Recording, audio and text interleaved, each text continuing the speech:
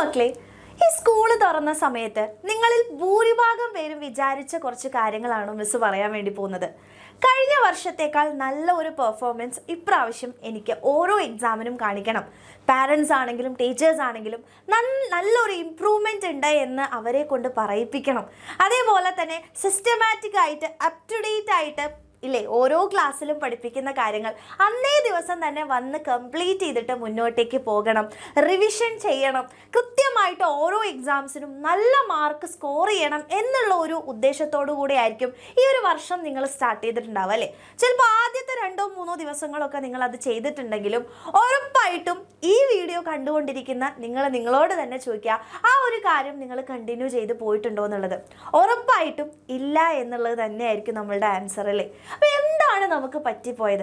ഇപ്രാവശ്യം നമ്മൾ സ്റ്റാർട്ട് ചെയ്ത സമയത്ത് തന്നെ ഓരോ വീഡിയോസായിട്ട് ടീച്ചേഴ്സ് ആണെങ്കിൽ എല്ലാവരും വന്ന് പറഞ്ഞിട്ടുണ്ടായിരുന്നു, ഇപ്രാവശ്യത്തെ എക്സാം ടഫായിരിക്കും, സിലബസിൽ മാറ്റമുണ്ട്, എവിടെ നിന്ന് വേണമെങ്കിലും ക്വസ്റ്റ്യൻസ് ചോദിക്കാൻ വേണ്ടി പറ്റും, മോഡൽ ക്വസ്റ്റ്യൻ പേപ്പറുകൾ വന്നു, ക്വസ്റ്റ്യൻ പേപ്പറിലുള്ള പാറ്റേണുകൾ, എല്ലാ കാര്യങ്ങളും നമുക്ക് മനസ്സിലായി. ഓണം എക്സാം നമ്മൾ എഴുതി.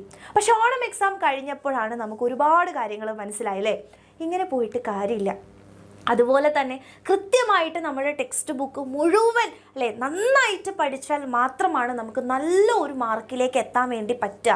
ഈ നമ്മളുടെ എത്രത്തോളം ഓരോ കുട്ടികൾക്കും ഓരോ സബ്ജക്റ്റിലും എത്ര അറിവുണ്ട്, എത്ര ആഴത്തിൽ അറിയാം എന്നുള്ള രീതിയിലുള്ള ടെസ്റ്റിംഗ് ആണ് ഈ ഓരോ എക്സാമിനും നടക്കാൻ വേണ്ടി പോകുന്നത് എന്നുള്ള കാര്യം നമ്മുടെ ഓണം എക്സാം കഴിഞ്ഞപ്പോൾ മനസ്സിലായി.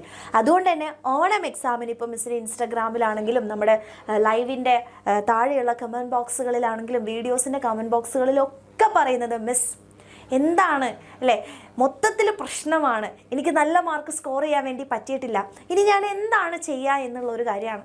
അപ്പോൾ നിങ്ങൾ ആലോചിച്ച് നോക്കുക, ഈ ക്രിസ്മസ് എക്സാം നമുക്ക് അങ്ങനെ വിടാൻ വേണ്ടി പറ്റില്ല. ഇപ്പോൾ എല്ലാ കാര്യവും നമുക്ക് മനസ്സിലായിട്ടുണ്ട്, എല്ലാം ക്ലിയർ ആണ്. ഇനി പ്രോപ്പറായിട്ടുള്ളൊരു പഠനം മാത്രമാണ് നമുക്ക് ആവശ്യമുള്ളത് അല്ലേ. സോ എങ്ങനെയാണ് നമുക്ക് നല്ലൊരു മാർക്കിലേക്ക് എത്താൻ വേണ്ടി പറ്റുക? ഓരോ ചാപ്റ്റേഴ്സിൻ്റെ, അപ്പോൾ നല്ലൊരു മാർക്കിലേക്ക് നമ്മൾ എത്തണം എന്നുണ്ടെങ്കിൽ ആ എക്സാമിനെ പറ്റി ഒരുപാട് കാര്യങ്ങൾ നമ്മൾ അറിയണം.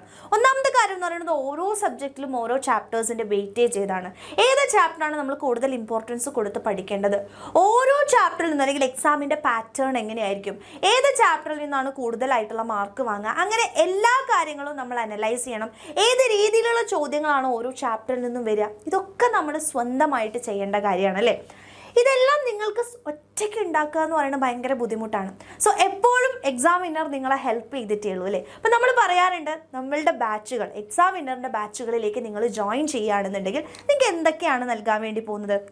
സിസ്റ്റമാറ്റിക് ആയിട്ട് നിങ്ങൾക്ക് ലൈവായിട്ട് ക്ലാസ്സുകൾ നൽകുന്നുണ്ട്. അപ്പോൾ അതുകൊണ്ട് തന്നെ നമ്മുടെ ടെക്സ്റ്റ് ബുക്കിലുള്ള മുക്കും മൂലയും അരിച്ചു പറക്കി നിങ്ങളെ നമ്മൾ പഠിപ്പിക്കുന്നുണ്ട്. നിങ്ങളുടെ ഡൗട്ട്സ് അവിടെ ക്ലിയർ ചെയ്ത് പോകുന്നുണ്ട്. അപ്പോൾ തന്നെ നമുക്ക് കോൺസെപ്റ്റ് ക്ലാരിറ്റി ആയി അല്ലേ. ഇനി അതിൽ നിന്നുമുള്ള ചോദ്യങ്ങൾ അടങ്ങിയ വർക്ക്ഷീറ്റ്, പുതിയ രീതിയിലുള്ള ചോദ്യങ്ങൾ അടങ്ങിയ വർക്ക്ഷീറ്റ് ഉണ്ട്. അപ്പോൾ ഓരോ ചാപ്റ്ററിൽ നിന്നും ആ വർക്ക്ഷീറ്റ് ചെയ്ത് കഴിഞ്ഞാൽ നിങ്ങൾക്ക് അവിടെ ക്വസ്റ്റ്യൻസും സെറ്റായി.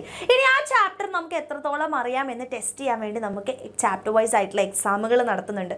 ഇനി ഓരോ ലൈവുകളും നിങ്ങൾ മിസ് ചെയ്ത് പോവുകയാണെങ്കിലും പിന്നെയും നിങ്ങൾക്ക് റീവിസിറ്റ് ചെയ്യാൻ എല്ലാ റെക്കോർഡഡ് ആയിട്ടുള്ള കാര്യങ്ങളും നമ്മുടെ ആപ്പിൽ നിങ്ങൾക്ക് അവൈലബിൾ ആണ്. അതേപോലെ ക്രിസ്മസ് എക്സാം വരികയാണെങ്കിലും ഓണം എക്സാം വരികയാണെങ്കിലും നിങ്ങൾക്ക് മോഡൽ എക്സാംസ് നടത്തുന്നുണ്ട്. ഇത് പ്രോപ്പറായിട്ട് നമ്മളൊന്ന് പഠിച്ചു പോയാൽ മതി. ബാക്കിയെല്ലാം നിങ്ങളുടെ കൺമുന്നിൽ നിങ്ങളുടെ കൈക്കുമ്പിടിൽ കൊണ്ടുവന്ന് തരുന്നുണ്ട്.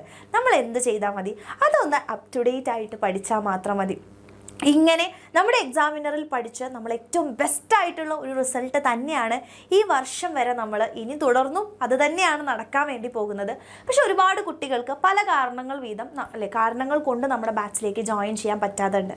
അതിൽ മെയിൻ ആയിട്ടുള്ള ഒരു കാര്യം എന്ന് പറയുന്നത്, ചില കുട്ടികൾക്കെങ്കിലും നമുക്കറിയാം നമ്മൾ ഏറ്റവും കുറവ് ഫീസാണ് നമ്മൾ ഓരോ ബാച്ചുകളിൽ നിന്നും വാങ്ങിക്കുന്നത്. പക്ഷെ അതും അഫോർഡ് ചെയ്യാൻ പറ്റാത്ത ഒരുപാട് മക്കളുണ്ട് അല്ലേ.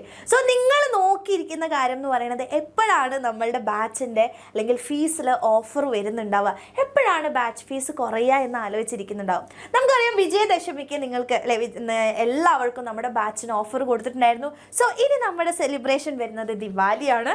സോ ഈ ഒരു ദിവാലി ഓഫറായിട്ട് നിങ്ങൾ നോക്കിയിരുന്ന നമ്മുടെ എക്സാമിൻ്റെ എല്ലാ ബാച്ചുകളിലും നമ്മൾ ഫീ റിഡക്റ്റ് ചെയ്തിട്ടുണ്ട്. സോ ഈ ഒരു ഓഫറോട് കൂടെ ഓരോ ബാച്ചിലേക്കും നിങ്ങൾ അഡ്മിഷൻസ് എടുക്കാൻ വേണ്ടി പറ്റുന്ന ഒരു സമയമാണ്. സോ ഉറപ്പായിട്ടും താഴെ കാണുന്ന ഈ ഒരു ഫീസിൽ നമ്മളുടെ ബാച്ചിലേക്ക് ജോയിൻ ചെയ്യാൻ എൻ്റെ കുട്ടികൾക്ക് ആഗ്രഹം ഉണ്ടെങ്കിൽ വേഗം തന്നെ മക്കളെ ഇതായി താഴെ ഓടുന്ന നമ്പറിലേക്ക് വേഗം തന്നെ എന്ത് ചെയ്യുക, മെസ്സേജ് ചെയ്യുക.